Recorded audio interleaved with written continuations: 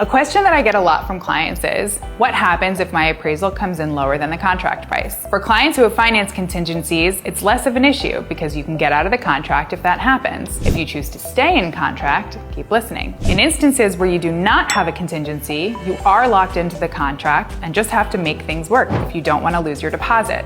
This is most often happening in Westchester right now in suburban markets, with buyers waiving their contingencies in order to make their offer stronger. Let's use a $1 million home with an 80% or $800,000 loan as an example. Different banks offer different options, but the most common is that they take their loan to value from 80% to 85 or even 90%. If the appraisal comes in, let's say at $900K on a $1 million home, that's $100,000 off. With an 85% loan to value, your original bank loan of $800,000 then becomes $850,000, which bridges that gap, so you have to come up with $50,000 out of pocket instead of $100,000. At a 90% LTV, your $900,000 loan means you don't have to pay for anything out of pocket, just the 10%. Your monthly mortgage payments go up a little bit because you're putting less down, but coming out of pocket is often the less desired solution. In New York City, this becomes a little bit complicated because most co-ops require you to put down at least 20%. This is why I typically don't advise waiving finance contingencies in co-ops, but I don't see appraisal shortfalls happening there as much lately.